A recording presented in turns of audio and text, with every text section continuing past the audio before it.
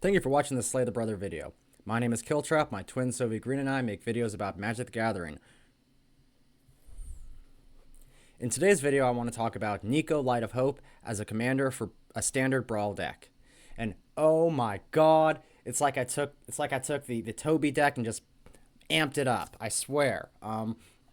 Niko Light of Hope reads, when Niko Light of Hope enters, create 2 shard tokens. Pay 2 mana and tap them. Exile target non-legendary creature you control. Shards you control become copies of it until the beginning of your next end step. Return that creature to the battlefield under its owner's control at the beginning of the next end step. So, the first thing that comes to mind when you read this is, oh, we get to clone all our favorite creatures, or maybe get some cool enter the battlefield effect triggers.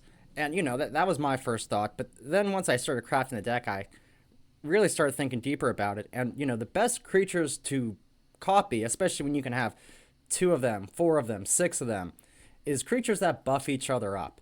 So the main focal point was these 10 creatures. We have Coppercoat Vanguard. 2 mana, 2/2. Each other human you control gets +1/+0 and ward 1. Valiant Veteran. 2 mana, 2/2. Human Soldier. Other soldiers you control get +1/+1. Valley Quest Caller. Whenever one or more other rabbits, birds, and/or mice you control enter, scry 1. We do have a few other rabbits, birds, and mice. Well, we have some birds and oh, I thought that was rats. So we just have a bird. But either way, other rabbits, birds, and mice you control get +1/+1. So you see the theme here. Same thing with Valdelian Hexcatcher, who's a merfolk with flash. And I always keep messing up and playing them on my turn because I forget they have flash. Marshal of Zalfur, other knights you control get +1/+1. They are a knight.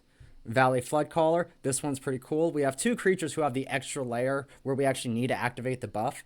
So Valley Floodcaller, whenever you cast a non-creature spell, non-creature spells you control can be cast as though they have flash. This creature has flash as well. And whenever you cast a non-creature spell, birds, frogs, otters, and rats you control get +1/+1 until end of turn. Untap them. So all of our shards basically get prowess. Private Eye, other detectives you control get +1/+1. Whenever you draw your second card on each turn, target detective can't be blocked this turn. So that's a pretty fun finisher. Might Overseer, first strike. During your turn, creature tokens you control get +1/+0 and half first strike. When our shards transform, they are creature tokens. So they all get +1/+0 for every shard in play. That's awesome. War and War Leader, they're a 4 mana 4/4 with Offspring 2, so we could technically get an extra one if we need to, but we're just after the main body, the one we can exile and get another 4/4. And then whenever you attack, choose one. Create a 1/1 white rabbit creature token that's tapped and attacking, or attacking creatures you control get +1/+1 until end of turn. Usually we're just going to go double, just everyone gets +1/+1. Sometimes if there's other blockers, you may want to create a few tokens, then give everything +1/+1. But always give things +1/+1, then create the tokens, so that the tokens resolve first in the stack. The one time I did that, I messed up, and I just got lucky. I still had enough damage on the field, and I didn't even need to do that actually. But it just would have given me like a little bit extra damage, which is kind of funny. And then Steel Seraph. Now any prototype creature works this way with a Niko. You play them for their prototype. You target them with their ability, they get exiled, and they come back in their full cost form. So for prototype, this is a 3/3 for 3 mana. In its normal form, it's a 5/4 for 6 mana. So we can cast them for prototype, copy them with Niko, and they come back as a 5/4. What's even cooler, though, is anytime we play a creature with prototype or an alternate casting cost like that, when they come back, when the tokens copy them, the tokens copy the hard cast version. So you'll target a 3/3 and you'll get a 5/4 on the battlefield from each of your shards, which is great because they don't have to buff each other up. They've already got flying. They can give each other lifelink. So that right there really just makes it worth doing, even if we know a trade may come across. So now we're past those creatures. Let's go to just some nifty things, just good solid things, of course, that any Brawl decks are going to want to consider or just want to have. We have Skrelv Defector Might. It's just protection for our commander or any creatures we want to clone in the future. Lava Spur Boots gives them haste, gives them ward 1. Lost Gite, Lava Spur Boots and Lost Gite, those are basically going to be in almost all of my commander decks. They're just great value and great equipment. And this is Lost Strike, the thing I love about it most is we get to remove a charge counter on tap target land.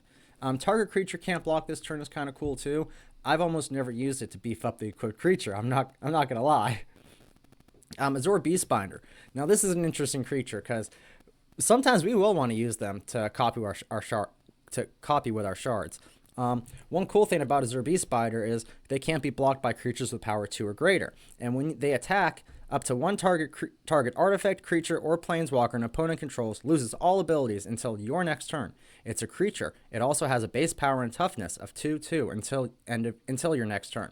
So this could actually even help us get removal if we were real desperate against a planeswalker or enchantment and we didn't, or artifact and we didn't have what we needed against them. But really, this is just a way to make sure this guy's unblockable. Their field presence can just be subdued. They can have their commander in play, and now we're just making it a 2/2 every turn that can't block us, and it's just sitting there like a little bear, useless little bear. It's awesome. Arcane Signet and Relic of Legends are just great mana ramp to have. Arcane Signet just is a command tower for 2 mana, and Relic of Legends kind of makes all your legendary creatures mana dorks, and it works just like command tower outside of that. 1 color in any combination of your... Oh, actually, this one just adds 1 mana of any color. Arcane Signet is tied to your commander's mana identity. Caretaker's Talent. We're not going to be getting a lot of creature tokens. I tried a few creatures that generate tokens, like Overlord of the White Overlord, Mistmoors, I believe, but I did have them in this deck. I just never felt the need to use them, so I took them out.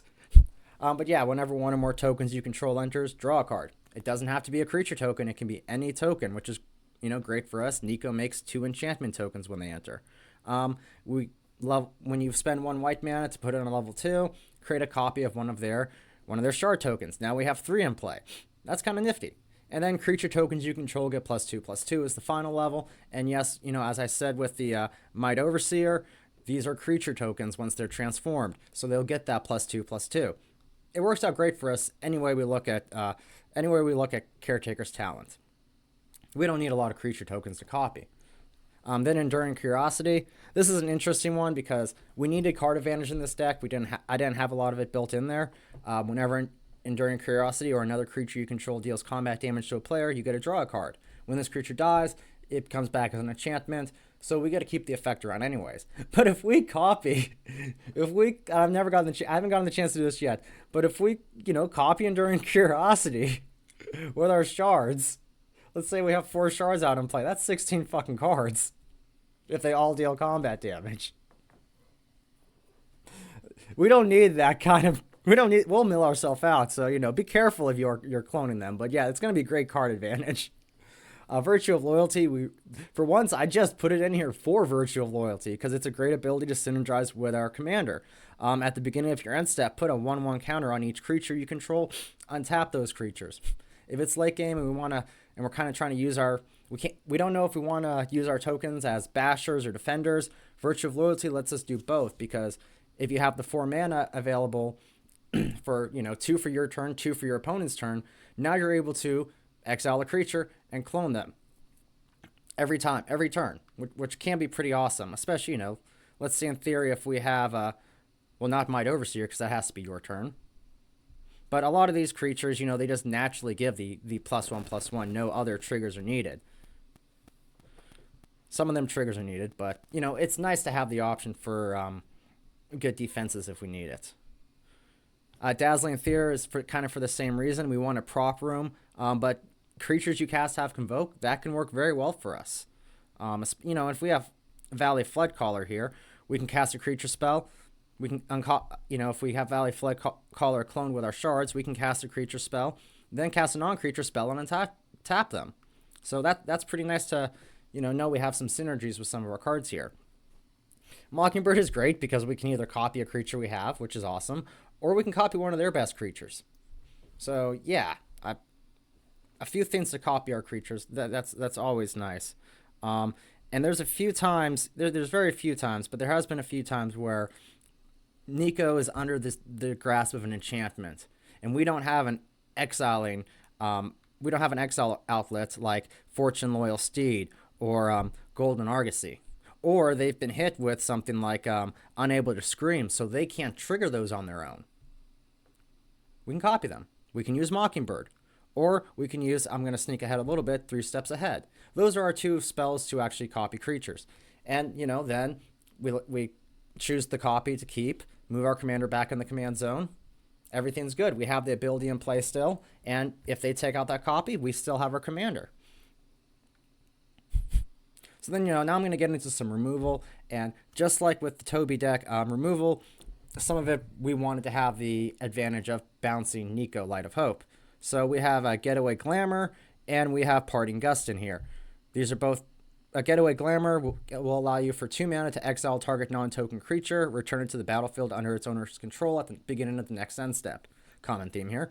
And then for 2 extra mana, or just 3 mana if you just choose that spree, is destroy target creature if no other creature had greater power. We don't have any massive creatures. I almost had this guy in here, this motherfucker, but no. We didn't need that guy. That's a lot to invest, but it would have been great to clone. But either way, yeah. So we should usually be able to target something with the second mode if we need to. Unwanted Remake, Unable to Scream. They're great removal from Duskmourn, just like Exercise is. So what if it's a sorcery? Between Exercise and Destroy Evil, we should be able to have a way to take care of most of their commanders. And then all of our other removal will take care of their commander anyways. Then we have some counter spells, because we're Azorus, so why not? 3 steps ahead, I already talked about that. And honestly, all these modes work great for the deck. It doesn't have a lot of card advantage, so draw 2 cards and discard a card can be kind of tempting sometimes. Essence Scatter, counter target creature spell. We know who that's made for, but sometimes they'll play a Basher and we're like, no, I don't want you having that. I'll find a way to deal with your commander later. Lawn River's Pull is great for countering creatures, and if they play something we really don't want to deal with, like a board wipe or removal that targets a key piece of our strategy, yeah, we'll give them a card. Definitely worth giving them a card. No More Lies is a great counterspell. It's a pseudo-hard counterspell. And, for 2 mana to counter target spell unless its controller pays 3, that's really, really good. And then if the spell's countered, it's exiled, which, recursion decks, we see some of those. We see some of those zombie decks, so it's nice to exile things. Atari's Scorn. The spell costs 1 blue mana less to cast if an opponent casts 2 or more spells this turn, and it's a hard counter target spell. So especially if someone's planning on getting cheeky and doing a combo, or let's say they play a creature and then go to give everything else haste, we can just be like, oh hell no, we don't want to deal with that. So then, yeah, I've gone over some of these exile offlets. Fortune, Loyal Steed, Golden Argosy. They both work the same way. They have different mechanics. This is Saddle 1. This is Crew 1. Basically the same thing, though. And when they attack, we get to exile Niko and return them to the battlefield at the end of our turn. So we get more shards. Elish Norn, Mother of Machines. A 5 mana, 4/7 with Vigilance. So that's a pretty good body as it is. If a permanent entering causes a triggered ability of a permanent you control to trigger, it triggers twice. If a permanent entering causes an ability to control for your opponent, though, it doesn't trigger at all, which is, great because that really keeps out some of the removal people like to use. There's a lot of enchantment removal going on in Standard Brawl right now, and that's all under the battlefield removal. And, there's always these cool, fun ETB commanders that you see sometimes, so we don't want to deal with that. It's nice to just have an option to neuter them. So our lands, as you've noticed, I have a lot of interesting choices for our rare lands. Of course, we have Found and Port. That's just value. Plaza of Heroes, Command Tower, Fabled Passage, Caverner's Souls. You can't go wrong with those. Let's get real. I feel like the Myco Synth Gardens needs a little explanation, though. I was iffy about putting it in here. I haven't really had the chance to use it yet, but I feel like it's a nice contingency plan. Because for X and tap, this land becomes a copy of target non-token artifact you control with mana value X. Now, that could be Steel Seraph. That could be Lava Spur Boots. Unfortunately, not Lost Gite or Golden Argosy unless they become targeted for removal. Because this does not activate sorcery speed. It can activate instant speed. So if Golden Argosy is very important. If we have 5 mana left over, including this land, and we're waiting on their turn, why not just use the land? If they target it, why not just use the land and save the counter spell in our hand for something else? It's worth considering, It's a nice little cheeky strategy. But then outside of that, just basic split lands. We got the man land in here. And then the two Discover lands. I accidentally had one of the lands from Bloomborough in here when I originally made the deck list. That was kind of funny. I drew it and I was like, wait, what? Scry? Ew, no, that's not what I wanted. So now I want to talk about just some alternative cards we could use, and maybe some budget options for some of our creatures. Like Silent Hall Creeper. This is actually someone I want to experiment with in this deck because of their last ability. Silent Hall Creeper becomes a copy of another target creature you control. Well, if we copy them with our shards, first of all, I believe them leaving exile and coming back in battlefield will reset all their nodes. So if we end up getting draw a card off of them and we still want to use that again in the future, this will allow us to do that. But also, them becoming a target of a copy of another target creature we control could be very valuable if your shards are them. They deal combat damage. Let's say we got a Steel Seraph or some bullshit like that on the field. Yeah, that'd be nice to have them become just a permanent copy. I just don't know. I don't think they would revert. I think that layer would overlap the until the beginning of the next end step part. I'm not sure though, so that's why I need to experiment with them. But that's a cool interaction I want to keep an eye out for. So one budget card you could have in here, or if you just really like more counter spells but don't want to cut your creatures down too much, is Fear of Imposters. Now when they enter, counter target spell, its controller manifests dread. This is a 3-mana 3/2 with flash. Now it kind of sucks having a 1 with 2 blues in a deck that is actually really white focused. That's why Etery's Scorn works so well as a counter spell, because sometimes we can get that second blue removed. Great for us. But this way we can counter a spell and even have a creature to clone with Niko, Light of Hope, our next turn. That's pretty fun. But here we are coming up on a budget card now. Clammy Prowler. When Clammy Prowler attacks, another target attacking creature can't be blocked this turn. That would actually be pretty cool to clone them with the shards, or even just having them, the 2/5 isn't a bad body, and just having them to swing and make other creatures unblockable. Yeah, it helps us get the damage through that we need, definitely. Yoshin, I hope I'm pronouncing that. It's either Yoshin or Yodian, Tactician. Other soldiers you can control get +1/+1. This would be cool if you wanted to have another soldier to throw in. There are 4 mana 3/4. The 3/4 isn't a bad body. I just feel like the 4 mana was kind of expensive. But if you're definitely maybe low on rares, or you don't want to screw around with some of the other cards in here, this would definitely be a good card to throw in there as well. Prototype.